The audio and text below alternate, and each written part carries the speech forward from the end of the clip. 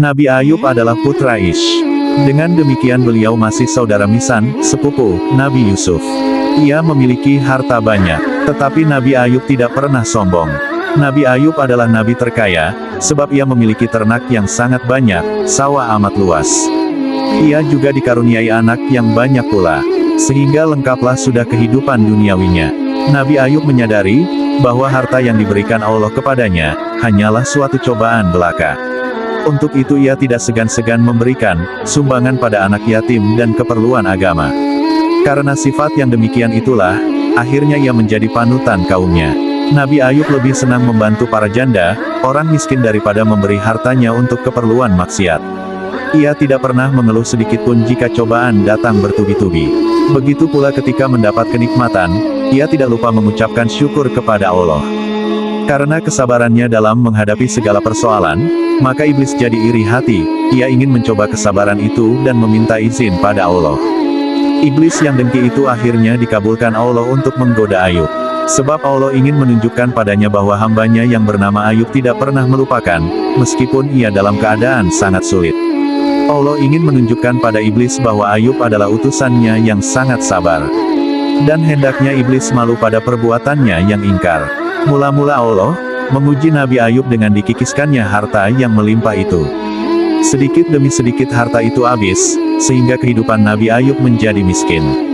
Orang tidak akan mengira akan kekayaan Nabi Ayub yang bisa habis dalam waktu singkat. Nabi Ayub tidak pernah mengeluh sedikitpun tentang hartanya yang telah habis, telah tetap bertakwa sebagaimana biasanya. Dengan habis hartanya itu, ia memperoleh keringanan, sebab selama ini selalu merasa berdosa jika lalai memberi santunan pada anak yatim. Tidak berapa lama setelah kejadian itu, Allah mencoba lagi dengan dimatikannya semua anak Nabi Ayub.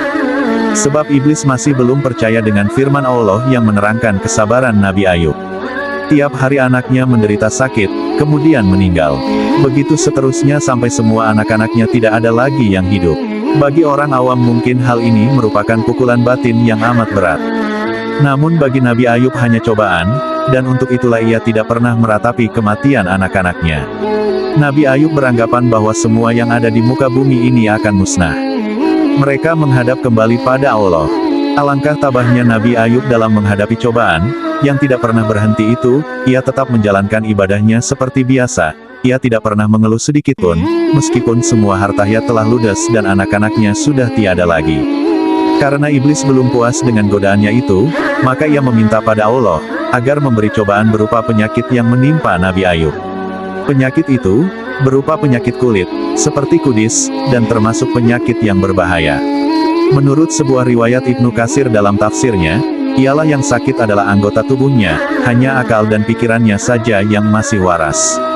Meskipun ia mendapat cobaan yang beruntun, dan tidak pernah ada habisnya, Nabi Ayub tetap beribadah kepada Allah seperti biasanya. Hal ini membuat hati iblis semakin dengki, telah sudah mencoba dengan segala upaya untuk menggoda Ayub, agar tidak beribadah kepada Allah.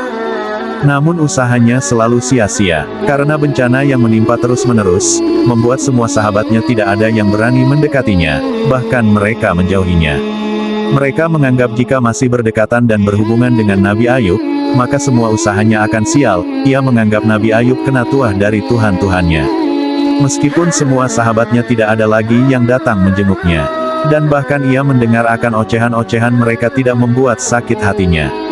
Ia bahkan semakin takwa kepada Allah, ia yakin bahwa penyakitnya pasti terobati, dan ia yakin bahwa semua itu adalah cobaan dari Allah. Karena hartanya habis dan ia sendiri tidak dapat mencari nafkah, maka istrinya yang memegang peranan. Pada mulanya ia bekerja di pabrik roti. Namun hal itu tidak berlangsung lama, sebab ia diberhentikan oleh majikannya. Pemberhentian ini dengan alasan takut ketularan penyakit yang diderita Nabi Ayub. Karena setiap mendapat pekerjaan, ia selalu diberhentikan, akhirnya untuk makan sudah tidak ada. Walaupun Nabi Ayub dilanda cobaan yang begitu berat, ia selalu mendekatkan diri kepada Allah. Ia masih beribadah seperti sedia kala, meskipun tidak dapat berdiri lagi. Ia hanya memohon kepada Allah agar diberikan kesabaran. Meskipun Nabi dilanda musibah yang amat berat, Nabi Ayub tidak pernah putus asa dalam beribadah, ia malah mendekatkan dirinya dengan penuh kesungguhan hati. Semua yang dialaminya diterima dengan sabar. Melihat Nabi Ayub masih beribadah dengan tidak mengurangi sedikitpun, iblis semakin marah. Semua upaya mulai dari habisnya harta, matinya anak-anak Ayub dan ia sendiri yang dicoba tidak membuahkan hasil. Hal ini semakin membuat iblis geram. Dasar iblis, setelah semua usahanya untuk menggagalkan ibadah Nabi Ayub kepada Allah tidak menemui hasil, maka ia mencoba menggoda istrinya. Pernah di suatu hari, karena merasa kasihan dengan kondisi Nabi Ayub, sang istri berkata kepadanya untuk meminta kepada Allah untuk disembuhkan penyakitnya, sehingga bisa berdakwah lagi. Mendengar permintaan sang istri, Nabi Ayub berkata pada istrinya, "Wahai istriku, berapa lama dulu kita dalam keadaan nikmat?" Istrinya menjawab, 20 tahun. Lalu Nabi Ayub bertanya lagi kepada istrinya, "Berapa lama kita sekarang diuji oleh Allah seperti ini?" Istrinya kembali menjawab, 18 tahun. Mendengar jawaban istrinya, Nabi Ayub pun menjelaskan kepada sang istri, kalau dirinya masih malu meminta kepada Allah. Dirinya tahu bahwa Allah Maha melihat dan mengetahui.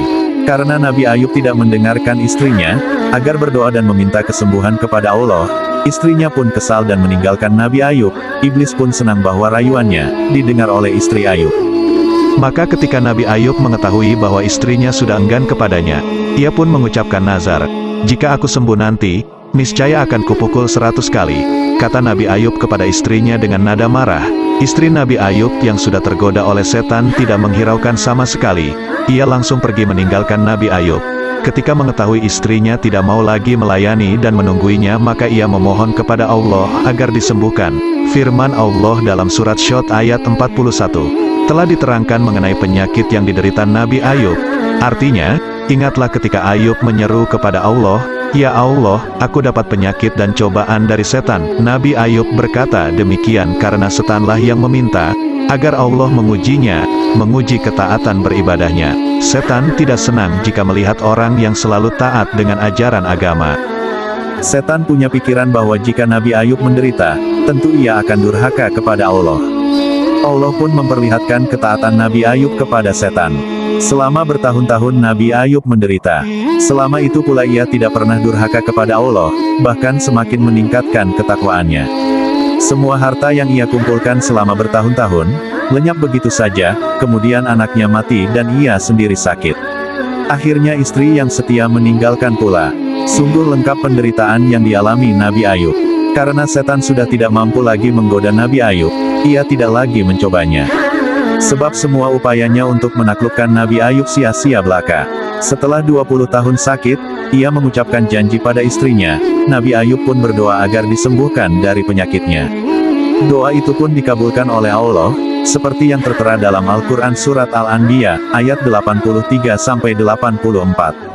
Artinya, ingatlah kisah Ayub, ketika berdoa kepada Tuhannya seraya berkata, "Ya Allah, saya telah ditimpa kemelaratan dan Engkaulah yang lebih pengasih dari segala yang pengasih." Al-Anbiya, 83. Maka kami pun memperkenankan seruan Fa itu, lalu kami lenyapkan penyakit yang ada padanya dan kami kembalikan keluarganya, dan kami lipat gandakan bilangan mereka, sebagai rahmat dari sisi kami dan untuk menjadi peringatan bagi semua yang menyembah Allah. Al-Anbiya, 84. Demikianlah Nabi Ayub memohon kesembuhannya pada Allah dan Allah pun mengabulkan doanya. Allah juga mengembalikan semua harta dan anak-anaknya, bahkan lebih dari sedia kala. Dalam surat Syut ayat 42-43, juga telah diterangkan mengenai kesembuhannya. Ayat-ayat tersebut mempunyai arti sebagaimana berikut.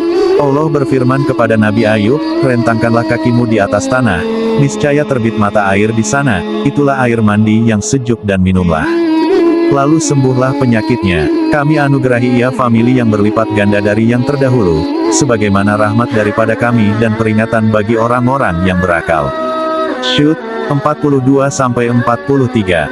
Setelah mendengar firman itu, maka ia lakukan sebagaimana yang telah difirmankan Allah kepadanya. Ia pun berusaha merangkak, kemudian ia menjejakkan kakinya ke tanah dan memancarlah air dari bekas injakannya. Kemudian Nabi Ayub mandi dan minum dari air tersebut, sehingga sembuhlah dari penyakitnya. Tidak lama kemudian ia mencari istrinya untuk membayar janji yang telah diucapkan sewaktu sakit. Begitu ia sembuh dari penyakitnya, maka yang perlu dilakukannya pertama kali adalah membayar janji pada istrinya ketika masih sakit. Ia mencari istrinya, setelah ketemu ia hendak memukulnya 100 kali. Namun belum sampai terlaksana, ia mendapat pelajaran dari Allah. Teguran itu sudah diterangkan dalam Al-Quran Surat Shot ayat 44. Artinya, ambillah sekerat kayu dengan tanganmu sendiri, lalu pukullah istrimu 1 kali, maka engkau tiada melanggar sumpah. Sesungguhnya kami mendapat Ayub itu orang yang sabar. Dia sebaik-baik hamba yang banyak bertobat kepada Allah. Shot 44. Kemudian Nabi Ayub mengambil 100 batang rumput dan diikatkan menjadi satu. Lalu ia pukulkan ke istrinya hanya sekali saja. Kemudian istrinya menjelaskan sebab-sebab ia tidak mau melayani dan menunggui suaminya ketika sakit. Semua itu adalah ulah dari setan yang telah menggodanya.